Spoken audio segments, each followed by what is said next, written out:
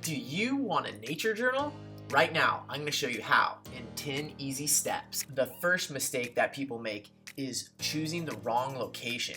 You should choose a location that is close, convenient, and comfortable. Next, get your supplies ready. But wait, it's not what you're thinking. Don't run off to the art store to buy a bunch of stuff or go on Amazon quite yet. All you really need for nature journaling is a pencil and a sketchbook.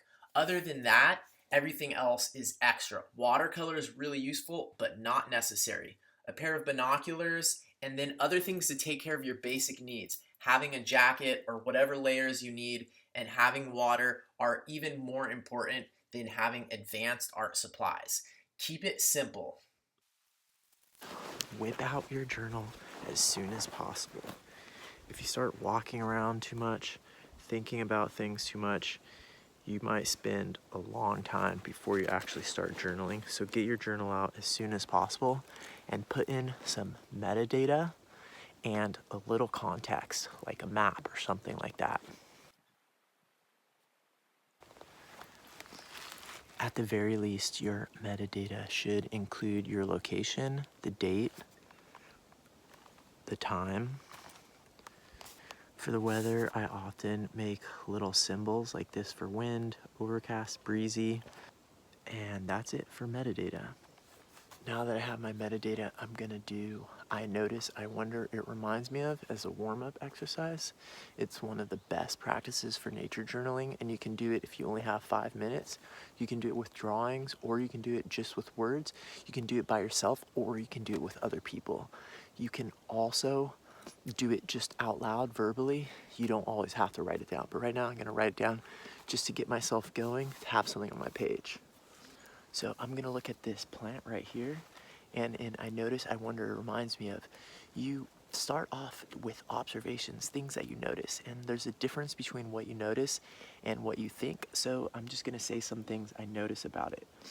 I notice that the leaves are longer than they are wide. I notice that they have a bumpy margin. I notice that they're furry. I notice that they're more pale on the other underside. And I notice that there's a lot of little things on top of them. Those would be all good examples of things that I notice, and I could write those down here and do a little drawing. All right, now I'm gonna do I wonder. So I wonder is questions you have about the plant. Any questions are good. I wonder why it's paler underneath than on top. I wonder if it's always fuzzy. I wonder if anything eats it. I wonder what it tastes like. I wonder if it grows through the winter. I wonder what these dark things are on the surface. I wonder what kind of soil it likes. I wonder how much moisture it needs. I wonder if it grows in other places besides this. So those are all examples of questions you can do. And practicing asking questions about things and wondering things is a key tenet of nature journaling. So in I notice, I wonder, it reminds me of, the next thing to do would be it reminds me of. So this reminds me of a mint. It reminds me of a sage. It reminds me of a soft teddy bear. It reminds me of hedge nettle. So it reminds me of is your chance to bring in your outside knowledge, connect to things you already know. This helps your brain remember things better. It's really fun to do with kids, and is the third step in I notice, I wonder, it reminds me of. So to warm up on your nature journaling outside, you can do I notice, I wonder, it reminds me of out loud. You can do it with other people, or you could write it down on paper, or if you only have a really small amount of time for nature journaling, I notice, I wonder, it reminds me of is a great option. Now that I warmed up with I notice, I wonder, it reminds me of, I'm gonna draw a little scene, also known as a landscapito. There's a lot of benefits of doing this. It helps you settle into a place and sit still for a little bit. It helps you get a snapshot of that place. And it also provides side benefits because a lot of times while you're doing a little landscape drawing or painting or drawing a tree, birds or other animals will come close.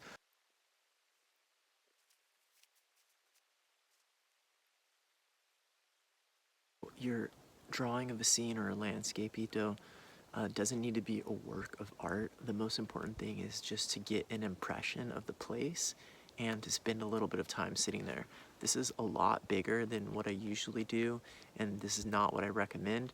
I have other videos about how to paint landscapitos, so check one of those out in the descriptions. Then down here you can see I keep a sidebar of the sounds of birds and any bird sightings or anything else that I notice while I'm sitting here.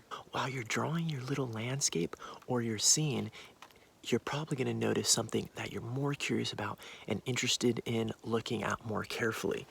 Now is the time to do a diagram in our nature journal. I noticed these cool roots that I'm really curious about. So I'm going to use my nature journal to do a little diagram. And in nature journaling, there's 3 languages that we can use. Each one has its own strengths: images, numbers, and words. Sometimes an image is worth 1,000 words, but sometimes a few words are worth 1,000 images. Numbers also have their place and can convey information that is cumbersome in words or images. So try to use all 3 of those languages in your diagram.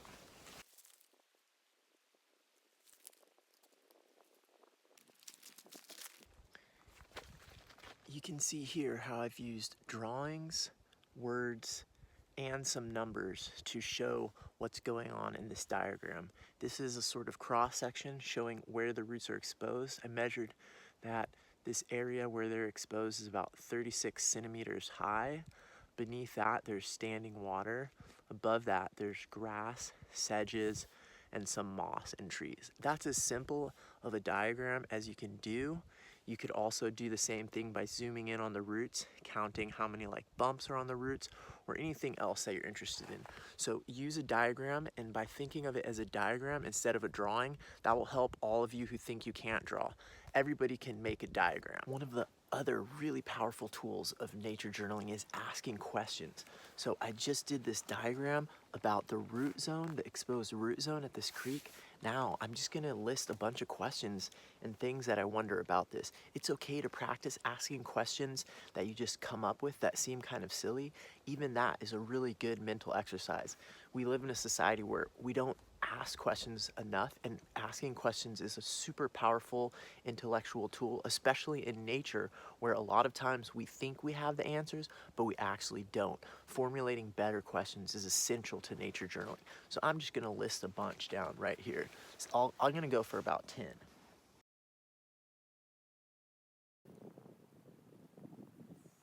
I've filled 1.5 pages and been out here nature journaling for about an hour, and I'm gonna stop before I'm done. If you stop before you're done, it'll help you build a habit, because it's like when you go to a fancy restaurant and they give you a small amount of food. When you're done with that food, it's like you're still hungry and you'll remember it better.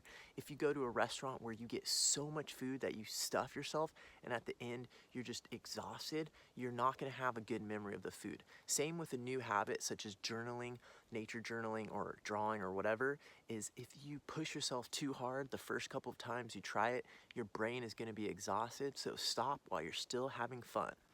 I know I said to stop before you're done, but sometimes nature is so distracting and you keep finding things that are interesting you.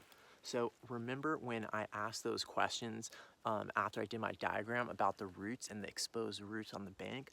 Well, as I'm walking back to my car, I noticed this area where there's exposed roots much higher than the 36 centimeters that I was measuring back there, and I was asking questions about that. So if I hadn't been asking those questions, I probably would have walked right by the spot. And that's how we normally experience nature. And that's one of the benefits of nature journaling, is when we go out there and we ask questions, we start to notice things that we wouldn't have noticed otherwise.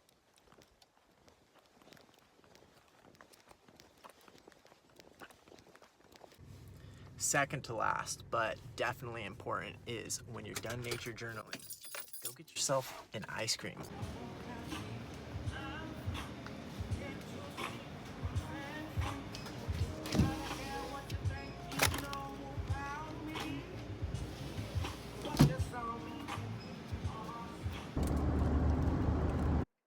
The final step is not necessary, but it'll make you improve a lot faster.